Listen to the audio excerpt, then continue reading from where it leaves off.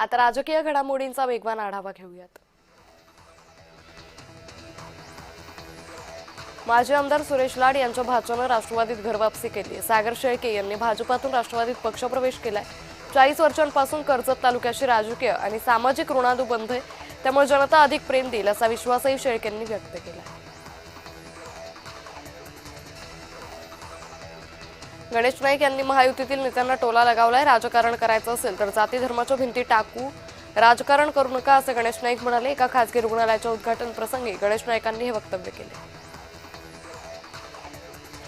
ठाण्याचे माजी उपमहापौर मुकेश मोकाशी यांची भाजपचे गटनेते म्हणून निवड झाली आहे। भाजपचे सर्व नगरसेवक कोकण भवन इथे जाऊन ठाण्यातील नगरसेवकांचा गट स्थापन करणार आहेत।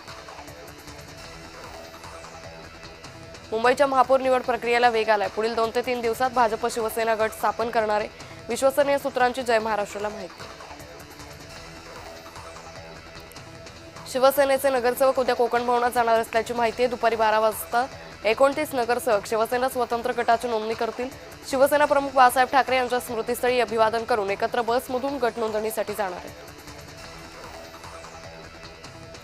महाराष्ट्राचे माजी राज्यपाल भगतसिंग कोश्यारी यांना भारत सरकारनं पद्मभूषण पुरस्कारानं गौरवण्यात आलं।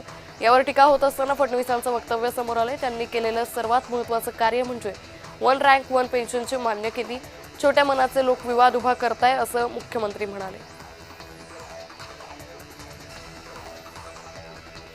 भगतसिंग कोश्यारी यांना पद्मभूषण पुरस्कार जाहीर झाल्यानंतर संजय राऊतांनी टीका केली। या टीकेला चंद्रशेखर बावनकुळे यांनी उत्तर दिले। एवढा मोठा पुरस्कार मिळाल्यावर अशा पद्धतीचा आरोप करणं हे बुद्धिभ्रष्ट झालेल्या लोकांचं काम आहे असं बावनकुळेंनी म्हटलं।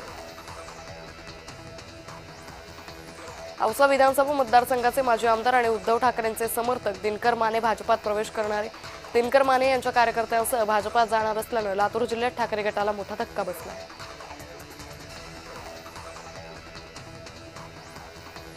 केंद्र सरकारनं सत्यनारायण नुवाल यांना पद्मश्री जाहीर केल्यानंतर मंत्री बावनकुळे यांनी आनंद व्यक्त केला। नुवाल यांनी संरक्षण क्षेत्रात भारत आत्मनिर्भर व्हावा यासाठी प्रयत्न केले।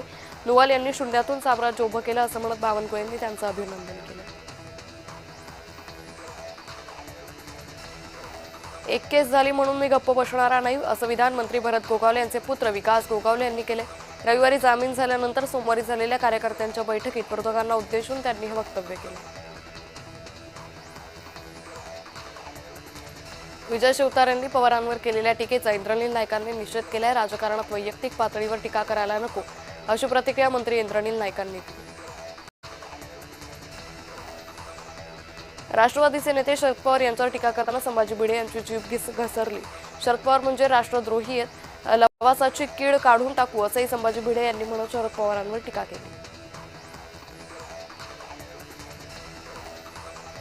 सांगली, मिरज आणि कुपवाड शहर महापालिकेच्या भाजप गटनेतापदी संदीप आवटे यांची निवड झाली आहे। भाजपच्या नवनिर्वाचित नगरसेवकांच्या बैठकीत एकमतानं आवटे यांची निवड करण्यात आली। राष्ट्रवादी काँग्रेस पक्षाच्या उमेदवार मोनिका हरगुडे यांनी आगामी निवडणुकीत विजयाचा आशावाद व्यक्त केलाय। गेली अनेक वर्ष पक्षाचं काम एकनिष्ठेनं आणि प्रामाणिकपणे करत असल्यानं पुन्हा एकदा संधी मिळेल असा विश्वास शिक्रापूर सणसवाडी जिल्हा परिषद गटाच्या उमेदवार मोनिका हरगुडे यांनी व्यक्त केला। पुणे जिल्हा परिषद निवडणुकीच्या निमित्तानं इंदापुरात निवडणुकीची रणधुमाळी सुरू आहे। इंदापुरात दोन्ही राष्ट्रवादी एकत्र लढत आहे। आजी माजी मंत्री राहिलेल्या हर्षवर्धन पाटील आणि दत्तात्रय भरणे यांना शह देण्यासाठी भाजपनंही कंबर कसली। शिवसेना खासदार संजय जाधव आणि पालकमंत्री मेघना बोर्डीकर यांच्यात वाद रंगलाय। राज्यात भाजप 1 नंबर पक्षाचा असतानाही बोर्डीकरांना पक्ष आमदार रत्नाकर गुट्टे यांचा दारी एबी फॉर्म घेऊन जावं लागतं असं म्हणत जाधवांनी टीका केली।